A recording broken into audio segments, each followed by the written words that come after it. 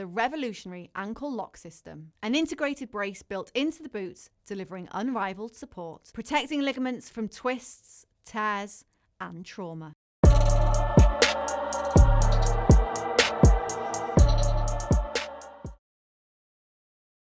Regan Slaymaker for Boxing Social in association with Empire Fight Store and R Kings, and I have the pleasure to be joined by Master Knowledge himself, Spencer Fearon. Spencer, how are you today, mate? I'm really good. Nice bank holiday, and everyone's at carnival. But yeah, so it's a nice day. Even better for speaking to you, Regan. Thank you very much, mate. We've been trying to get this on, but finally got it sorted today. So I'm glad to be talking to you. I was going to say where else to start, but I mean a bit of boxing news that took me by surprise. I don't know if it took you by surprise, Spencer, but Jake Paul's fighting Gervonta Davis in an exhibition fight. I don't know if you were just as surprised as I am when you see this news for November 15th. Not really surprised because that's the world that we're living in at this present moment, and crazier things have happened. From the time that Mike Tyson can be retired for how long? Nearly 20 years and come back and fight. Nothing will ever surprise me. I mean, with kind of you saying that, Spencer. I mean, obviously it's billed as an exhibition. Some people are saying otherwise. I mean, that fight's got to be an exhibition, right? For someone as talented as Gervonta Davis, he's WBA lightweight world champion. And obviously with Jake Paul being ranked, it's got to be an exhibition as someone as talented as Gervonta Davis is. Well, Regan, that's what it's slated as. It's slated as being an exhibition, but Yeah. Mike Tyson versus Jake Paul was slated as being an exhibition, and at the last minute it got changed. So you never know. Nothing doesn't listen. In the world that we're living right now, nothing surprises me. No, And definitely. as much as I'm not a fan of Jake Paul's boxing skills, right? But what I have to commend him for is how dedicated he is to it, and the eyeballs that he's brought to it, and also the amount of millionaires that he's made off of the back of it. You know, especially when it comes to female boxing. Look at Katie Taylor and Amanda Serrano. Look how much money they earn. So I can't knock the circus because the circus is making real professionals get paid. Mm. Is that kind of because that's the one positive I see from it, Spencer. Whilst That's the only positive. Yeah, whilst the main events are these kind of circus acts, as you say, at least the undercards of these massive events are filled with great fights and they're getting paid. That's probably the only positive out of these, isn't it, from a boxing perspective? From a boxing perspective, but we also got to realize that the sport is evolving into something that we are now having legalized crash TV. So if that's what it is, then fortunately or unfortunately, that is what it is. Because you know what, I'd rather see him in with Gervonta Davis because there's so many different intangibles, even though it's an exhibition, than him fighting Anthony Joshua. I said this many times. Anthony Joshua would literally kill Jake Paul. And then he would hit him so hard that Jake Paul would turn into RuPaul and start wearing a dress. I'm just being real. That's what would happen. I mean, yeah. I mean, I for one, whilst that fight is a circus, I'm kind of glad that fight with Anthony Joshua isn't happening. It was a crazy time as well. Joshua would have killed him. Then what? It's definitely. I think then it'd be the end of the kind of circus act, as we say. Exactly. Just last one on this, Spencer, as well. Obviously, as I mentioned, Gervonta Davis has that world title at lightweight. Do you see in any circumstance of him getting stripped of that title? It's a very unique situation we're in. A lot of people are calling for it to happen. Where do you stand on that? I do believe that he will get stripped, but the thing about it is this: nobody can. You can see like Gervonta Davis. His main thing was, I want to be champion or whatever, but I want to have financial freedom. I want to be financially secure. I want to look after my family. I want to look after my mother. You know what? He's done that now. Do you know what I mean? Yeah. Right? He's done that. He's done that. So I'm not faulting Jake Paul for saying like that. I'm going to fight Gervonta Davis. I'm certainly not faulting Gervonta Davis. Every professional fighter out there who is complaining about this fight, yeah, they would relish the opportunity to have that chance because of what it's going to do for their profile, how it's going to bring them around their name to be ringing around globally. All of these kind of things. That's what you get off of back of fighting Jake Paul. So I'm not knocking anything that Gervonta Davis is doing. You can see his heart's not in the in boxing anymore anyway. You can see that, right? And because of that, he's saying, right, I'll get this fight, and he's going to get this fight, and he's going to get ridiculously financially rewarded, right? He's already on big money as it is. But for this fight here, for this to happen, and to be on Netflix, he's going to coin it on an unimaginable level. And I'm happy for him for that, because this is called prize fighting, right? And he's taken the hard fights. You just got to look back. Like, he went in with Pedraza when he was a little kid, right? I just want that to sink in. And he put a better performance in against Pedraza than what Lomachenko did, right? Let's look. He's been that kid. He's been the star child from young, right? And he has learned to say, all right, then we're going to manipulate the game in somewhat, because he's taken the Floyd Mayweather blueprint, right? But now he's saying, right, I just want to cash in, really, really cash in. And he's doing that, because let me tell you this, when your career is over and done with, right? Nobody really cares, okay? I know former world champions right now, literally, who haven't got a pot to piss in or a window to fry out of, right? And this is guys from the UK, guys from America, you know what I mean? Guys from Argentina, I know this now, who are in financial trouble right now. So I'm keeping this thing real. If you can get the bag, right, then go and get the bag. And he's really getting the bag. I think after that, hopefully he can sort out he's had certain social issues and stuff. I hope they can get that sorted out and get the right help. But at this present moment, go and get the bag. Definitely as well. I mean, I'll park that one for now, Spencer, as well. But then I'll move on to some other news that kind of was equally as surprising. It's a bit of old news now, but it's where boxing at this present time is moving so quickly. But Daniel Dubois, as they've announced that he split with his old trainer Don Charles. I mean, how is that equally news to Jake Paul fighting Gervonta Davis? Equally as surprising, Spencer. Sorry, Why is that equally as surprising? Do you not listen to my stuff, Mr. Regan, when I said this is what's going to happen? I told everyone this was going to happen. And when you say this is going to happen, people are upset like you're wishing it to happen. I won't wish it. I'm just telling you what's going to happen. Yeah, so why wasn't this? Forgive me if you're repeating things, Spencer. Why wasn't that a surprise to you then? Because there was so much success between Don Charles and Daniel Dubois. That's from the way I was looking at it. But there was. Listen to me.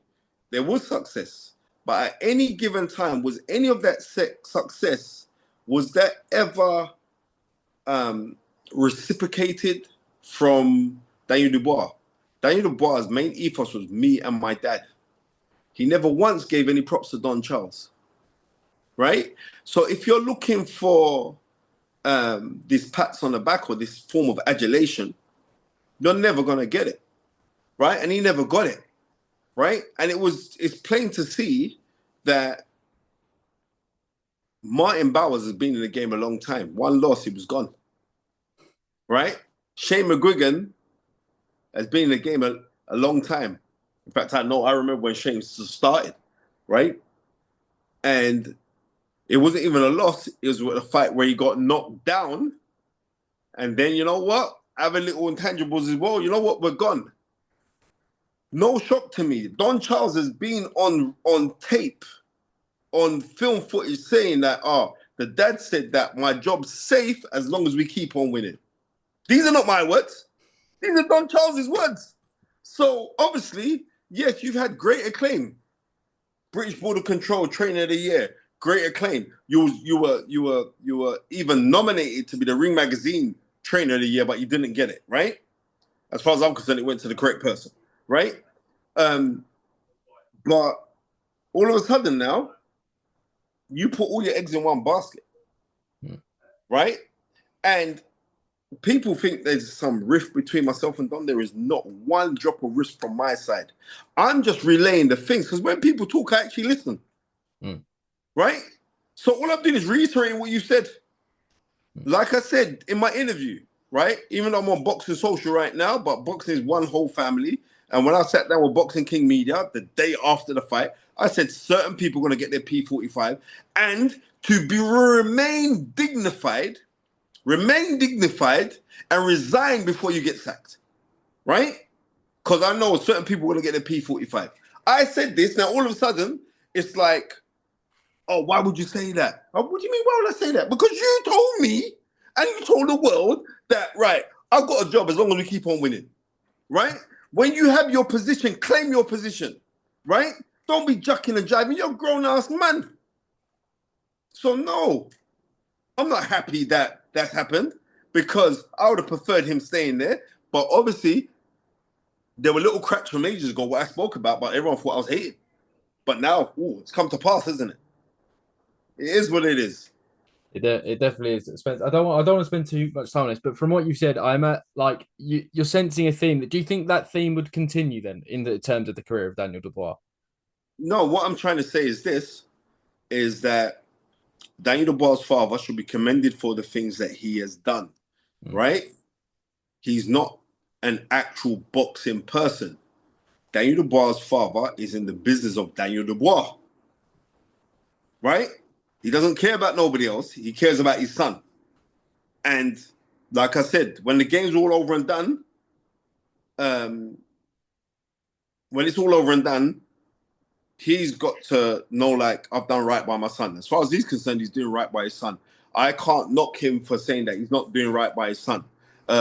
Right? He's got Sam Jones involved right now because Sam is not a shy retiring kind of person like Daniel is. So he's going to be their spokesperson now. I think that's going to be a good thing, right? I don't think it's going to be a bad thing. I think it's going to actually be a really, really good thing, right? But when you're entering into these things, realize that Daniel Dubois' father, he is Joe Jackson. But if he wasn't Joe Jackson, we would never have a Michael Jackson. You've done incredibly well. Two of your siblings never been done in British boxing history to become world champions. You've done that. You put that together. That was your dream. That was your idea.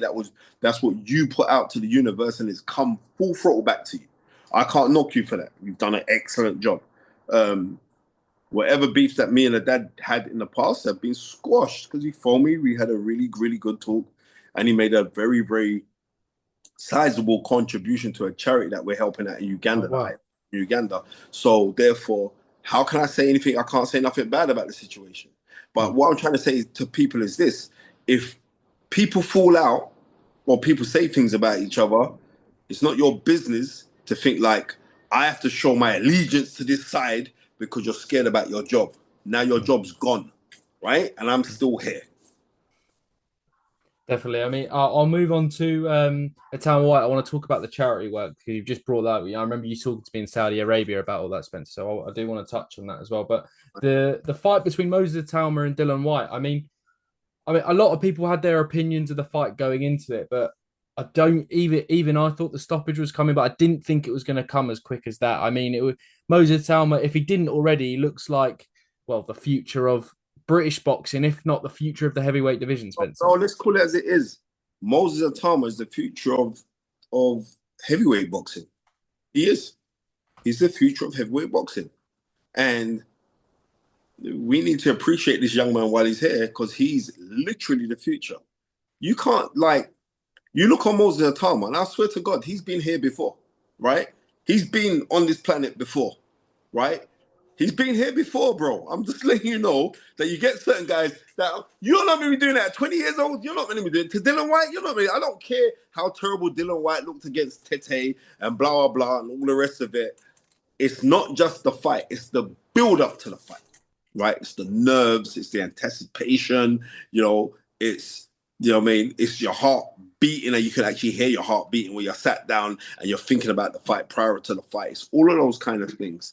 And he just went in there, and no matter how he was feeling, put that all to one side and obliterated Dylan White. And Dylan's my friend. Dylan, I've known Dylan since he's been 16, 17 years old, right? It wasn't a nice thing to see. There was a time when he hit Dylan, when it was kind of like a hook, but he caught him in the back of his head. Yeah, around there, yeah. And went, but it wasn't even that. He's like, he froze like he just had a mini stroke, right? And I've seen this happen before in fights, right? I've seen Roy Jones do this to a guy called Art Sawano, and he hits him with an overhand right, and it kind of, and he dropped on the floor and he kind of shouted. It was crazy. But Dylan it wasn't a nice thing to witness, right? But that is the destructiveness of Moses Atama. We cannot take nothing away from him. The kid is literally going to be the future of heavyweight boxing. He definitely is as well. From that, Spence, as well. And it'll be interesting to see. Obviously, don't say. I know friends of fighters, they don't like to say kind of certain things about their friends, but kind of what would you like to see next from both of those fighters then? Realistically, I see Francis Warren gave an interview. He said, well, we're not going to rush it with Moses, and you can't rush it with Moses. Mm-hmm. I think that was a very, very well-timed, very calculated gamble with Dylan White. That's what I believe that was, right? And fair play to Dylan White that he got in shape for it, right? Even though you did some things in the fight that was very, very uncharacteristic of you, of what I know of you. You know what I mean? Mm. Going out, you usually come out to, was it Fade to Black, AC/DC, and I didn't hear you wolf whistle. I didn't see the wolf howls. I'd see you go in the ring and I see you spudding everyone of your opponent. And I'm saying, like, I don't know where that was. And then also, and I should have listened to it, October Red's got a really good channel, and she did an interview with Buddy McGurk, the former two-weight world champion who was actually training Dylan. And Buddy said, like, well, I got the phone call for Dylan about this fight, and I got to stand by my guy. That don't rain confidence inside of me. I didn't see that interview prior, right? I thought this fight could have been a 2004 David Haye, Carl Thompson, where David Haye still wanted to become great things and become one of the greatest cruiserweights of all time. But maybe it was too early, and there was no sign of that whatsoever. He just wrecked Dylan, and it was a record. It was horrible to see for me. Mm. So I think Atama's got a bright future. Like you say, like, call this name and call that name and blah. But there's a couple guys that I said that I wouldn't be in a rush to put him in with. I wouldn't be in a rush to put him in with Ajib Caballero. I wouldn't be in a rush. I'm telling you this now, right? But if you look at the rankings right now, I think was he number 10 now in the Ring Magazine, Number 10, number 10 in the Ring Magazine rankings. That's a high accomplishment, because you think about it, for the first time in British boxing history that we have 5 men in the rankings that are British. That has never been done before, ever. Never done in the Bruno era, Lennox Lewis era. It's never been done. Never been done in the Joe Bugner era. Never been done in the Don Cockle era. It's never been. It's just hasn't been done. Henry Cooper era. It's never been done. So when you look at things right now, you have to know, like, things are thriving for British boxing right now, right? We just got to find a way to just knock off this Usyk guy. What about a fight that's come to me, Spencer? What about Zhilei Zhang? Would that interest you? Moses Atama versus Zhilei Zhang? It would. They're both southpaws, right? I believe so. Yeah. So they're both southpaws. Zhilei Zhang literally can bang as well, but like I said, right now, I think we are really, really looking at a special talent. And I think that Moses Atama will deal with him handily, especially like Zhilei Zhang don't like it downstairs. And the thing about Moses Atama is, for a big guy, he's got really quick feet. Yeah, I'm amazed by his balance and his poise and how he delivers his shots, especially when he comes back with that right hook. It's a danger, man. He definitely is as well. I mean, it seems like he's taking his time with his work, but was also blitzing these guys out in 2 minutes. It's crazy as well. The final thing, Spencer, I want to talk to you about is Eubank Benn 2. I mean, okay. The first fight was absolutely unbelievable. The occasion was unbelievable. I mean, but how do you see? I mean, the rematch, the legacy defining fight, the other one going down on November the 15th. Are you just as excited as this one as you were the first one, Spence? You know what? Big up to I was at Grime Daly's gala last week. Myself, Chris Eubank wasn't there. Usually Chris Eubank wasn't there, sorry, but Conor was there, and it was nice to see Conor, his wife, who was out there, and he was with his agent. And it was nice to see Conor there, and it was also nice to see the love that he received in the room while he was walking up and down. That was nice for me to see. And I did a couple bits for ITV. We were speaking about the fight. the great thing about where boxing is right now is that boxing right now for combat sport is back at the epicenter, right? And that's beautiful. It's beautiful because if it wasn't, guys like you wouldn't be calling me to do interviews, right? and the numbers are going up. But really and truly, it's so nice to see how boxing is, and especially like for how it is in the UK. And I said before, after the Eubank Benn first fight between the two sons, that this fight will be, they'll make a movie about this. And I think we are literally watching a movie now, and how it unravels, it unravels. But I know that Ben has got a lot of things that he's going to change in his game plan, and no doubt Chris Eubank Jr. is going to change a lot of things in his game plan, and I think it's going to be a great fight. And I'll call it because this is November 15th, right? Mm-hmm. You'll hear my mouth more on predictions or everything else around about that time, because right now I'm pally with both of the guys, especially their dads. But remember, my last prediction was like he was going to go points, and everyone thought I was talking shit, and it went points. So I always call them wrong, don't I? But I think this fight isn't going to go points. Okay. I think this fight's going to end in a stoppage. Okay, that's what I truly believe. I mean, I for one, will roll on November the 15th because I'm going to be just as excited for that one as I was the first fight. Spencer, I will leave it there. You've been an absolute legend. Thank you very much again for your time today, my friend. You know what, Regan, what's this? You've just joined Boxing Social, right? Yes. Right. Now, I remember when Boxing Social first started and Ben Doughty was the first guy to go do it. And I've seen the different hands that have been through Boxing Social. You know what I mean? The different hands. And it's kind of cool that Boxing Social are still here and still pushing, right? Seriously. I don't know where you lot getting the money from, but where you get it from, you want to give me some.